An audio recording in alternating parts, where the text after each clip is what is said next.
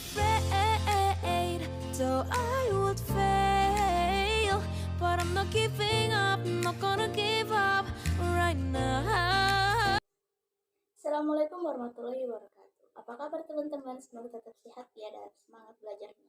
Nah, pada kesempatan ini kita akan membahas tentang pengertian, tujuan, dan jenis interpretasi hasil tes, metode atau pendekatan dalam interpretasi hasil tes, bagaimana feedback dan tindak lanjut terhadap interpretasi hasil tes. Nah, untuk lebih jelasnya, mari kita simak videonya. Nah, pada pembahasan pertama yaitu tentang pengertian, tujuan, dan jenis interpretasi hasil tes. Dengan pengertiannya sendiri, interpretasi adalah suatu proses untuk menyederhanakan ide-ide atau isu-isu yang rumit dan kemudian membaginya dengan masyarakat awam atau umum. Interpretasi atau penafsiran merupakan suatu analisa seseorang terhadap suatu kejadian atau peristiwa tentang objektif atau subjektif. Interpretasi atau penafsiran hasil tes bertujuan untuk menerjemahkan dan memberi makna terhadap skor yang diperoleh testi atau orang yang diuji. Nah, ada dua jenis interpretasi atau penafsiran, yaitu yang pertama penafsiran kelompok dan kedua penafsiran individual. Nah, dalam pengertiannya sendiri, penafsiran kelompok yaitu penafsiran yang dilakukan untuk mengetahui karakteristik kelompok berdasarkan data hasil evaluasi yang meliputi prestasi kelompok, rata-rata kelompok, sikap kelompok terhadap pendidik dan materi yang diberikan, dan distribusi nilai kelompok. Tujuannya adalah sebagai persiapan untuk melakukan penafsiran kelompok, untuk mengetahui sifat-sifat tertentu pada suatu kelompok, dan untuk mengandalkan perbandingan antara kelompok. Yang kedua yaitu penafsiran individual. Nah, pengertiannya yaitu penafsiran yang hanya dilakukan secara perseorangan, di antaranya bimbingan dan penyuluhan atau situasi klinis lainnya. Nah, tujuannya adalah untuk melihat tingkat kesiapan peserta didik atau readiness, pertumbuhan fisik, kemajuan belajar, dan kesulitan-kesulitan yang dihadapinya. Dengan penafsiran ini dapat diputuskan bahwa peserta didik mencapai taraf kesiapan yang memadai atau tidak ada kemajuan yang berarti atau tidak ada kesulitan atau tidak. Pembahasan selanjutnya yaitu mengenai metode atau pendekatan dalam interpretasi hasil tes. Adapun metodenya yaitu yang pertama PAP atau pendekatan acuan patokan, yang kedua PAN atau pendekatan acuan norma. Nah, apa pengertian dari masing-masing? Sedangkan yang pertama, PAP, pendekatan acuan patokan. PAP mencoba menafsirkan hasil tes yang diperoleh siswa dengan membandingkannya dengan patokan yang telah ditetapkan. Patokan ini biasanya ditetapkan sebelum pembelajaran dimulai dan digunakan sebagai standar kelulusan. Standar kelulusan ini dalam PAP bersifat ajak dan tidak dapat ditawar-tawar lagi. Oleh karena itu, PAP ini dikenal pula dengan nama standar mutlak. Adapun pendekatan patokan, penafsiran hasil tes yang dipergunakan PAP dilakukan dengan membandingkan nilai hasil tes yang diperoleh siswa dengan patokan yang telah ditetapkan sebelumnya. Kemudian, akan tetapi, kriteria yang dipergunakan untuk menetapkan besarnya patokan itu sendiri hingga kini belum ada kesepakatan. Nah, oleh karena itu, selama ini setiap lembaga atau sekolah biasanya bersepakat untuk membuat patokan yang akan diberlakukan di tempat masing-masing. Nah, pada penggunaan PAP sendiri, yaitu PAP pada umumnya digunakan untuk menguji tingkat penguasaan bahan pembelajaran. Pengujian tingkat penguasaan bahan biasanya dilaksanakan pada pengajaran yang berorientasi pada tujuan dan strategi belajar tuntas.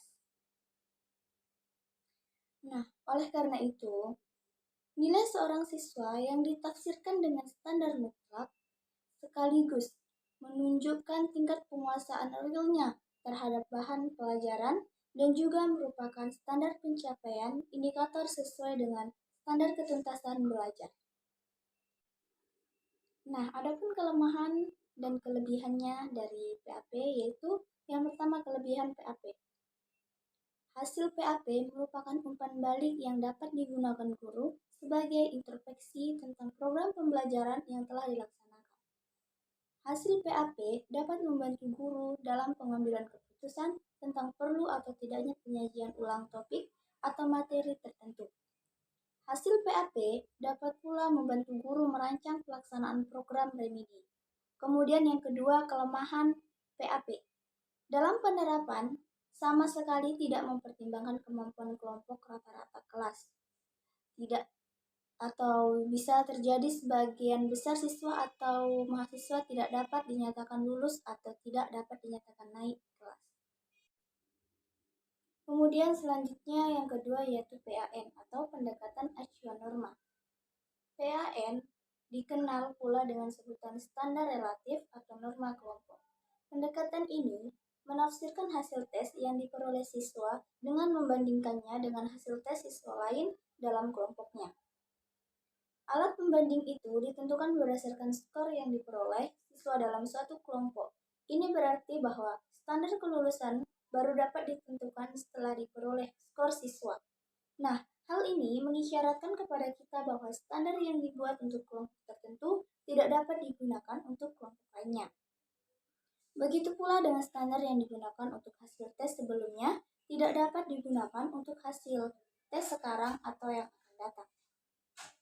Kemudian pada penggunaan PAN, berbeda dengan PAP, PAN tidak dapat digunakan untuk mengukur kadar pencapaian tujuan dan tingkat penguasaan bahan. PAN sering digunakan untuk fungsi prediktif, meramalkan keberhasilan pendidikan siswa di masa mendatang atau untuk menentukan peringkat atau kedudukan siswa dalam kelompok. Nah, sedangkan keunggulan PAN sendiri yaitu hasil PAN dapat membuat guru bersikap positif dalam memperlakukan siswa sebagai individu yang unik. Hasil PAN atau PAN akan merupakan informasi yang baik tentang kedudukan siswa dalam kelompoknya. PAN dapat digunakan untuk menyeleksi calon siswa yang dites secara ketat. Nah, kemudian pada pembahasan terakhir yaitu tentang bagaimana feedback dan tindak lanjut terhadap interpretasi hasil tes. Feedback atau umpan balik adalah memberikan informasi yang diperoleh dari tes atau alat ukur lainnya kepada siswa untuk memperbaiki atau meningkatkan pencapaian hasil belajar. Adapun tujuan dari umpan balik sendiri yaitu pengajar perlu mengetahui sejauh mana bahan yang telah dijelaskan dapat dimengerti murid. Karena disinilah tergantung apakah ia dapat melanjutkan pelajaran dengan bahan berikutnya. Nah, bila murid belum mengerti bagian tertentu, pengajar itu harus mengulang lagi penjelasannya. Umpan balik tidak sama dengan penilaian. Umpan balik hanya bertujuan untuk mencari informasi sampai mana murid mengerti bahan yang telah dibahas. Kemudian ada 3 fungsi umpan balik, yaitu yang pertama fungsi informasional, yang kedua fungsi motivasional, dan yang ketiga fungsi komunikasional. Nah, selain feedback, ada yang dikatakan tindak lanjut. Tindak lanjut merupakan kegiatan menindaklanjuti hasil analisis dan interpretasi sebagai rangkaian pelaksanaan evaluasi hasil belajar tidak lanjut pada dasarnya berkenaan dengan pembelajaran yang akan dilaksanakan selanjutnya. Berdasarkan hasil evaluasi pembelajaran yang telah dilaksanakan dan berkenaan dengan pelaksanaan evaluasi pembelajaran itu sendiri. Kemudian, pada bagian tindak lanjut, evaluasi hasil tes pembelajaran perlu dipahami dan dilakukan oleh setiap pendidik. Jika laporan hasil evaluasi pembelajaran itu kurang, maka yang harus dilakukan oleh pendidik adalah mengambil kebijakan pendidikan khusus pada siswa yang bersangkutan. Dan berdasarkan hasil evaluasi inilah, seorang guru dapat merancang kegiatan tindak lanjut yang perlu dilakukan, baik berupa perbaikan atau remedial, maupun berupa penyempurnaan program pembelajaran. Baiklah teman-teman, itulah tadi pembahasan kita mengenai materi interpretasi hasil tes. Kurang dan lebihnya mohon dimaafkan. Semoga video ini dapat bermanfaat untuk teman-teman semua. Sekian dan terima kasih. Wassalamualaikum warahmatullahi wabarakatuh.